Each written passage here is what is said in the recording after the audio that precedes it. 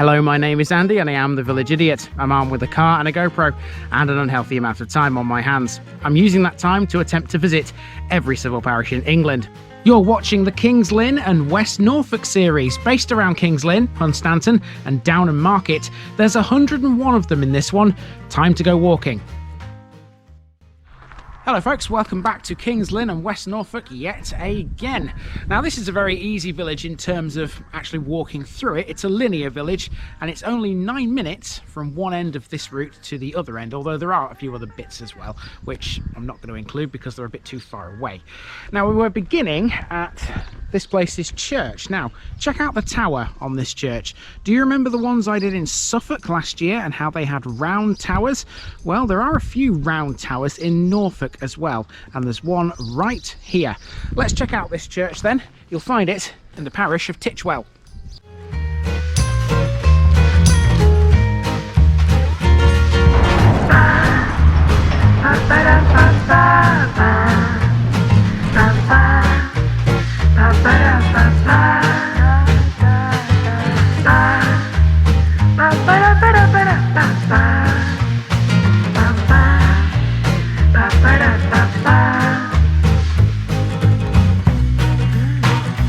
Here's my disclaimer for people who may be watching me for the first time. I say things as I would in my native accent and dialect.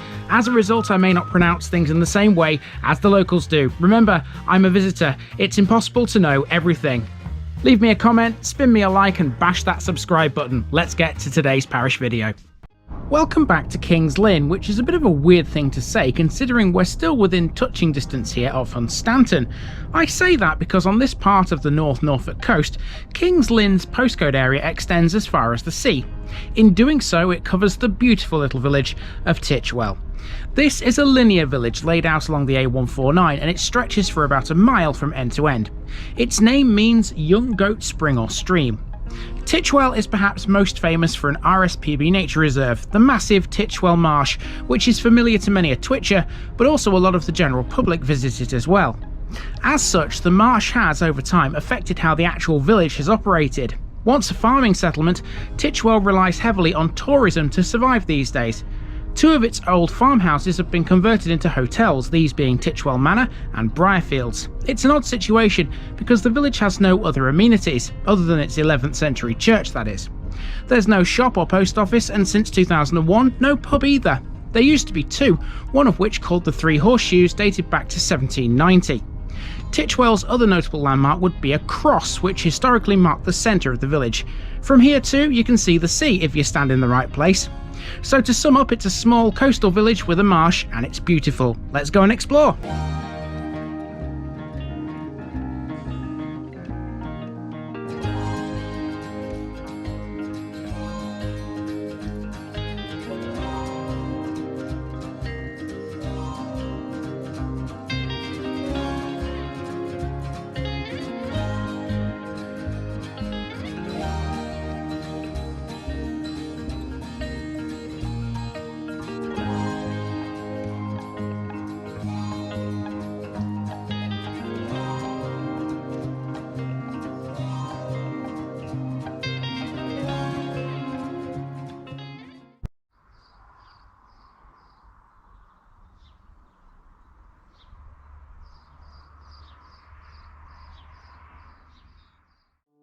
We begin at Titchwell's church. Dedicated to St Mary, this is one of a total of 124 round tower churches in Norfolk. The tower has an unusual spirelet. Now, despite the fact we're in Norfolk, such a type of spire, long, thin and needle-like, is known as a Hertfordshire spike. It's topped with a substantial cross. This one was open, so in we go. It looks like a small church on the outside, doesn't it? But it's deceiving. Once you're inside, you realise how big this actually is. There's been a church at Titchwell since at least the end of the 11th century, although it attained its present plan during the 15th. The original 11th century church was much narrower. Repairs were carried out in 1844, again in 1859, and then in 1890 there was a thorough restoration of the whole building. On my way back out, I spotted a scale model of the church in the porch. That's a bit of top-drawer craftsmanship there, if ever I saw it. Okay, so we've got a parish notice board in the church's porch. We'll put a card onto this. I don't like ones that lift up like this because I can never do two things at once. I've got to hold the pin and hold the top of it at the same time. Oh, things I do for this channel. Wow. Right, okay. There we go. We are on the board in Titchwell. And also, underneath the board, we've got the village's book exchange. So that is obviously not in a phone box somewhere. Let's carry on. Let's see what else Titchwell has to offer.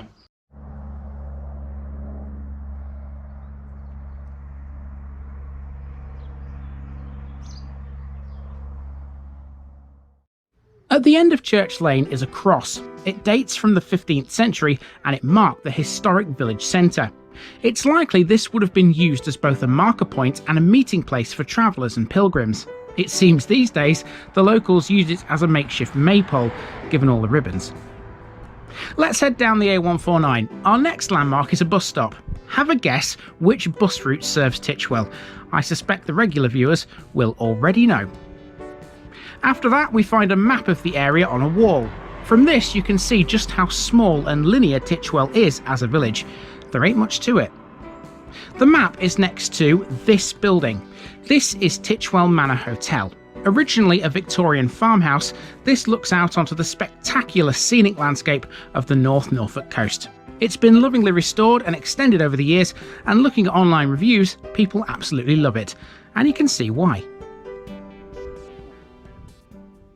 Do you know, isn't it amazing? We've done Home Next to Sea and Thornham, which are actually, technically speaking, closer to the actual sea than Titchwell is, but yet from Titchwell you can see the sea the clearest. In the distance over there, you can just about make it out on the horizon. I mean, I know there's still quite a lot of land between here and there, but even so, from Titchwell, you've got the clearest view of the sea that you've had in all of these villages along the North Norfolk coast. Crazy.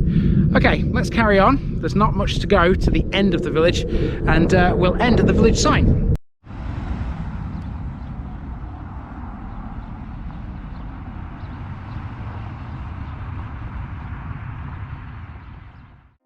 This last part of the walk takes us past Briarfields, Titchwell's other hotel. It too used to be a farmhouse that's now been completely renovated. Nothing like a bit of healthy competition, even in a village this small. From here, it's pretty much all housing, and that gives me a chance to mention a notable former resident. Born in Titchwell in 1871, Alpheus Paget Wilkes was an evangelical Christian missionary to Japan and one of the founders of the Japan Evangelistic Band in 1903. In this picture, he's the man in the middle. In addition to his work in Japan, he wrote a number of penetrating expositions of Christian scriptures. Almost at the end now, this wall was interesting. It looks like a building of some kind might well have stood here at one time. I've no idea what though. And we come to the village sign. Pictured on it are 3 coats of arms, the church, a crab, 2 tractors and a bird. And that brings us to Titchwell Marsh. Okay, so we've made it to the end point, which is the village sign, which you see behind me. Now, Titchwell does go a little bit further back to the west. If I turn the camera around, you'll see there's another block of houses up there. But I think the drive-in caught them, so that's okay. One thing it definitely didn't catch, though, is our last place to go here in this parish, and that is Titchwell Marsh, which is a nature reserve. So I've got to walk back to the car and then drive back down here and then up to the marsh, which is over in that kind of direction, and that will finish us off.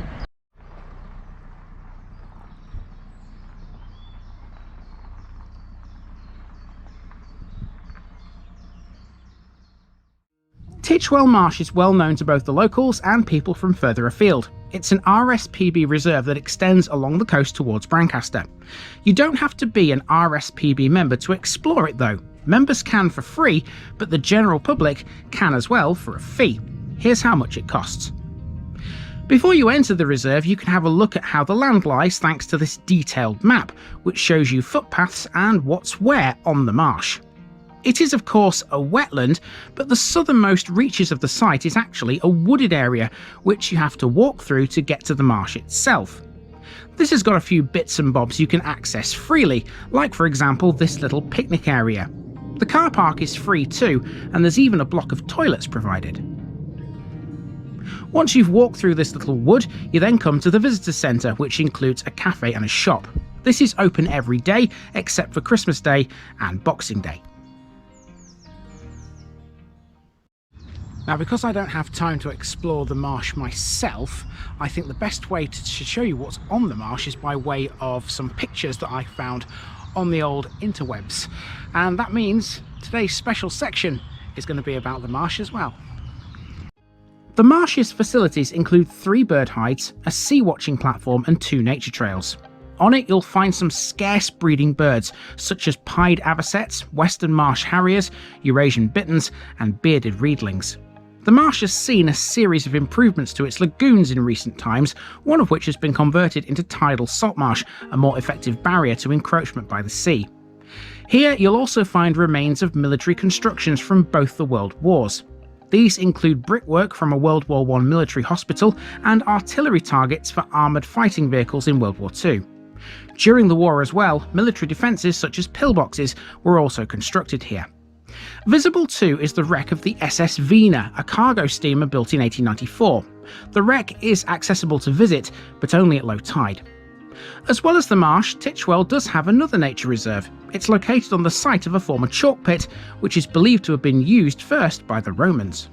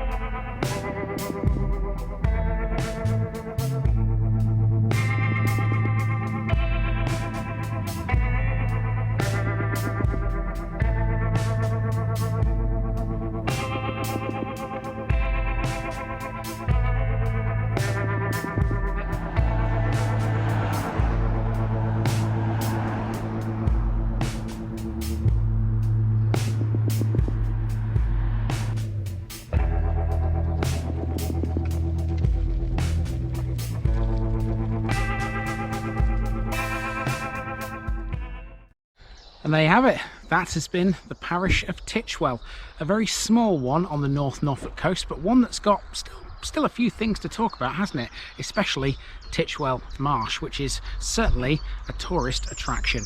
Anyway, time for me to move on to my next one here in Kings Lynn and West Norfolk. I've been Andy, also known as the Village Idiot, and I'm out.